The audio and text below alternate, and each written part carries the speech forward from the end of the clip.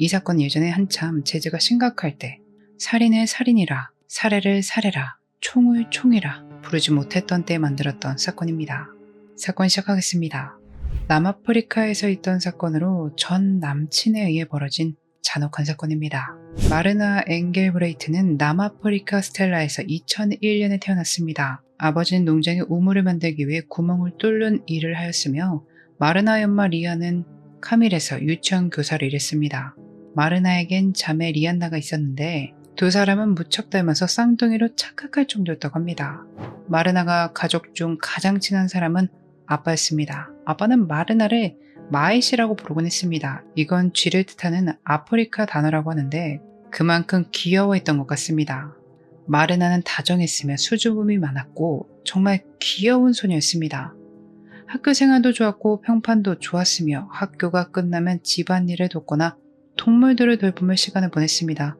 정말 착실한 성격이었습니다. 그런 마르나가 자라 고등학생이 되었습니다. 다니게 된 스텔라 고등학교는 남아프리카 공화국의 사립학교로 남녀공학이었죠. 이 학교는 특별히 주변에 많은 건물들이 없었습니다. 이곳은 기숙사를 운영하며 주 5일 동안 학교 생활을 하고 주말은 부모님들이 데리러 왔습니다. 기숙사는 2층 건물로 되어 있었고 공용 욕실, 공용 화장실, 방은 본인들이 꾸며서 낯설지 않게 지낼 수 있도록 되어 있었습니다. 마르나는 이 학교에서 절친을 만나게 됩니다. 샤넬 호프라는 학생이었죠. 샤넬도 농장에서 자랐습니다. 부모님은 샤넬이 어렸을 때 이혼하셨다고 합니다. 엄마는 아이가 빈자리를 덜 느끼도록 최선을 다했고 샤넬은 예쁘게 자랐습니다. 나중에 아빠가 재혼을 했고 새엄마에겐 7살짜리 아들이 있었습니다. 새로운 동생과도 많은 시간을 함께 보냈죠. 마르나는 성격이 수줍음이 많은 스타일이었다면 샤넬은 엄청 활달한 성격이었습니다. 활달하고 가족을 사랑하며 자신이 하려는 모든 일들에 온 정성을 쏟는 열정이 가득한 그런 사람이었습니다. 반대의 성격이지만 두 사람은 정말 잘 맞았죠. 마르나와 샤넬은 완전 모르는 사이는 아니었습니다. 어릴 적 같은 어린이집을 다녔고 부모님도 아는 사이였나 봅니다. 어릴 때 친했었지만 초등학생 때 연락이 끊겼다가 고등학교에 올라와 다시 절친이 됐고 정말 늘 함께 했습니다. 주말엔 서로의 집에 놀러도 가며 가족들과도 많은 시간 함께 보냈습니다. 깔깔거리며 휴대폰 동영상을 찍는다던가 낚시나 농장에서 시간을 보냈습니다. 그렇게 둘만의 시간을 보내다가 새로운 변화가 생기는데 2017년 샤넬이 남자친구를 사귀게 된 것입니다. 젠더 빌스말한 남학생을 만났죠. 운동 잘하는 잘생긴 소년이었습니다. 키도 크지 남자다우며 활동적인 것에 비해 차분하고 조용한 뭔가 이런 신비한 느낌이 드는 궁금하게 만드는 그런 소년이었습니다. 젠더 역시 샤넬에게 빠져들었고 둘이 서로 정말 너무 좋아했습니다. 샤넬은 가족에게도 젠더를 소개하며 그를 자랑했죠. 착하고 예의 바르고 샤넬도 잘 챙기는 모습에 가족들도 그를 마음에 들어 했습니다. 젠더는 마르나의 사촌이었습니다. 사실 두 사람이 그렇게 친한 사이는 아니었고 오히려 샤넬이 젠더와 사귀게 되면서 함께하는 시간들이 늘기 시작했죠. 이렇게 좋기만 했던 둘이 6개월이 지나가며 약간 변화가 생기기 시작합니다. 젠더의 다른 부분들이 보이기 시작한 것인데 약간의 소유욕이 보이기 시작한 것이죠. 언제부턴가 마르나를 초대하는 일들이 줄어갔고 샤넬의 문자 내용을 확인하며 통지하려 들었습니다. 참다가 샤넬이 결국 그에게 지금 내가 어떤 기분인지 얼마나 답답한지에 대해 젠더에게 털어놓았습니다. 그렇게 헤어지는 것 같았으나 젠더가 샤넬에게 미안하다고 사과하며 내가 잘 몰라서 그랬다, 꼭 변하겠다며 샤넬을 설득한 것입니다. 그렇게 또 만남이 이어졌지만 바뀌는 것은 없었습니다. 젠더는 질투를 하고 샤넬을 통지했죠. 또 샤넬이 헤어지자 하지만 또 젠더는 사과하며 만남이 이어지는 이런 관계가 계속 반복이 됐습니다. 분명 둘이 서로를 사랑했지만 서로에겐 독이었습니다. 그런 사이가 이어지며 시간은 흘렀고 졸업반을 위한 학교 파티가 열리게 됩니다. 이때 젠더가 샤넬에게 파트너가 되어달라며 청했고 샤넬은 당연히 받아들였죠. 개인적으로 이 파티의 일이 젠더의 기질을 잘 보여준 일이 아니었나 생각이 듭니다. 파트너를 요청받은 뒤 샤넬은 자기가 꿈꿔왔던 드레스를 찾아 엄마랑 구매를 했는데 젠더로부터 연락이 옵니다. 자신이 모든 것을 준비했으니 아무것도 하지 말고 와달라고 부탁합니다. 액세서리니 뭐니 꾸미고 오지 말아달라고 부탁한 것이죠.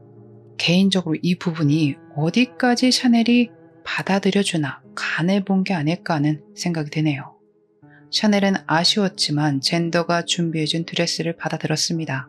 검은색 드레스를 준비했는데 다행스럽게도 드레스는 아름다웠습니다. 이날은 즐거운 시간을 보냈지만 점점 그들의 사이는 더 악화되어 갔습니다. 젠더의 행동이 점점 심각해진 것이죠. 화장은 어떻게 했고 옷은 어떻게 입었는지 지금 어디에 있는지 사사건건 다 관리하기 시작하며 싸우기도 정말 많이 싸웠답니다. 이런 와중에도 샤넬은 부모님에게 젠더의 흉을 본다거나 하지 않았습니다. 하지만 가까이 있는 마르나는 상황을 알고 있었고 샤넬에게 헤어지는 게 좋을 것 같다 말했죠. 결국 젠더와 샤넬은 2018년 1월에 헤어지게 됩니다. 젠더는 이걸 받아들이지 않았습니다. 그는 졸업했기에 던 학교에서 샤넬을 만날 수 없었고 문자와 전화로 지속적으로 연락을 취합니다. 샤넬은 그를 거절하기엔 겁이 났습니다. 이런 행동들이 충분히 과했기에 무서울 수밖에 없었죠.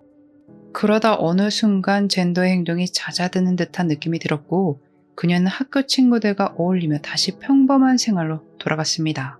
그러며 럭비팀의 브랜든 빅터라는 소년과 약간 분위기가 좋아졌나 봅니다.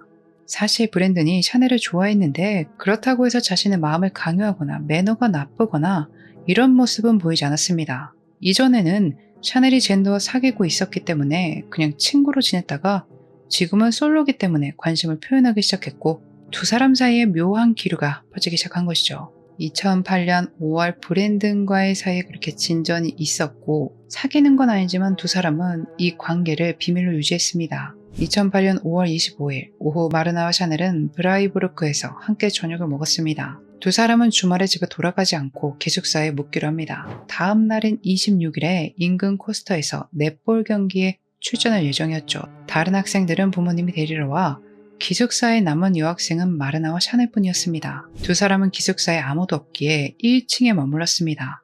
마르나와 샤넬은 밤늦게까지 수다를 떨며 시간을 보냈고 그 사이 샤넬은 아빠와 통화도 했습니다. 즐거워 보였죠.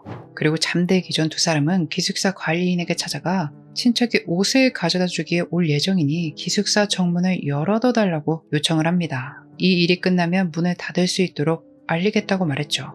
그렇게 기숙사 관리인은 잠에 들었고 아침이 되었습니다.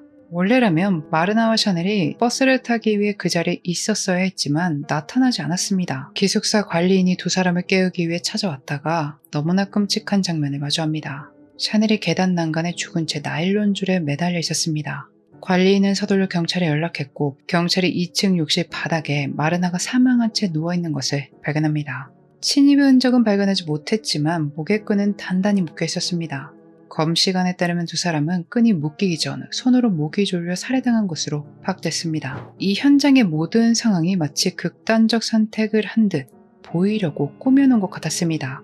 그렇게 기숙사에서 수색이 이어지고 있을 때 경찰에 전화가 걸려옵니다. 젠더라는 남성으로부터 걸려온 전화로 누군가로부터 자기가 전화를 받았는데 샤넬이 극단적 선택을 했다는 말을 들었다는 전화였습니다. 그렇게 젠더와 인터뷰를 진행합니다. 그리고 인터뷰 중 젠더는 자신의 범행에 대해 자백을 했습니다. 술을 마시고 기숙사에 몰래 들어가 샤넬과 마르나를 살해했으며 극단적 선택처럼 보이려고 꾸며놨다고 말했습니다. 그의 살인 자백은 기록됐고 젠더는 구금됩니다.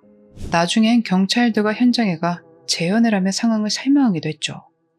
그런데 2018년 지방법원에서 젠더가 무죄를 주장합니다. 형사가 자신에게 압력을 가했기 때문에 자백을 했고 만약 자백을 하지 않으면 니네 부모님을 죽여버리겠다 위협을 했다고 합니다. 그래서 털어놨다는 거죠. 그러며 자신이 샤넬이 극단적 선택을 했다는 전화를 받은 뒤 너무 불안해서 약을 열알 먹었고 이때 마치 취한 듯 방향 감각도 없고 상태가 정상이 아니었는데 이런 상태에서 자백을 한 것이라고 말했습니다. 그러나 재판에 제시된 증거에 따르면 살인은 사전에 계획된 것으로 보여진다고 합니다. 젠더와 샤넬의 친구가 증언한 바에 따르면 2018년 5월 24일 젠더가 샤넬에게 전화를 걸어 브랜든과 이런 좋은 관계에 있다는 것을 못마땅해 하며 위협을 했고 너 뭘 어쩌려고 그래? 라고 물으니 이틀 안에 극단적 선택을 하고 싶을 정도로 그녀의 삶을 지옥으로 만들겠다고 말했답니다. 그 뒤에 5월 26일에 샤넬과 마르나가 사망한 채 발견된 것입니다. 그 밖에도 피고인 젠더를 가리키는 더 많은 증거들이 전화를 통해 수집되었는데 기록 및 문자 메시지들이었습니다. 최종적으로 2020년 8월 7일 젠더는 2번의 종신형을 선고받았습니다. 하지만 젠더와 그의 가족은 이것을 받아들이지 못했죠. 젠더의 어머니는 아들은 무죄라고 주장했습니다. 그 아이는 제 아이입니다. 신이 제게 주신 아이입니다. 이렇게 말하면 사람들은 이상하게 쳐다봐요. 하지만 저는 제 아이를 부끄럽게 생각하지 않기 때문에 마음을 바꾸지 않을 겁니다. 라고 언론 인터뷰에 대답했습니다. 다른 기사에서 아들이 극단적 선택을 한 것처럼 보이도록 꾸민 것에 대해 부끄럽지 않다. 이렇게 말했다는 내용도 있었습니다. 어쨌든 판사는 항소 허가 신청을 기각합니다. 어떤 다른 법원도 항소 법원으로서 다른 결정을 내리지 않을 것이라는 견해를 밝혔죠. 사실상 젠더는 지금 형기를 살고 있다고 볼 수 있습니다. 이런 항소를 한 해 만에 하는 와중에 또 젠더의 성격이 보이는 일이 생기는데 젠더가 감옥에 있을 때 엄마한테 편지를 계속 보냈나 봅니다. 이게 공개적으로 공개되는 그런 편지인지 몰랐나 본데 엄마한테 나를 꺼내줘야 한다. 내 말대로 좀 해줘라. 나를 꺼내주지 않으면 여기서 극단적 선택을 해버리겠다. 이런 내용들이 담겨 있었습니다. 참, 그는 지금도 죄책감을 못 느끼고 있을 것 같네요. 오늘 사건 여러분은 어떻게 보셨나요? 저는 이런 사건 볼 때마다 고작 사랑 때문에 자신의 미래를 버리면서 사람을 살해해야겠다고 마음을 먹는 게 이해가 안 됩니다. 또 허우대 멀쩡하다고 안심하면 안 된다는 걸 새삼 느끼네요. 저 포함 시청해주시는 모든 분들 주변에 좋은 사람들만 가득해서 항상 안전하셨으면 좋겠습니다. 오늘 영상 여기까지입니다. 여러분의 소중한 의견 댓글로 나눠주시면 정말 행복할 것 같습니다. 그날의 미스터리 오키노TV였습니다.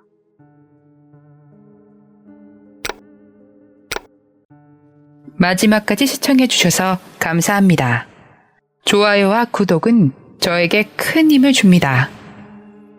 오늘 하루도 수고하셨습니다. 좋은 밤 보내세요.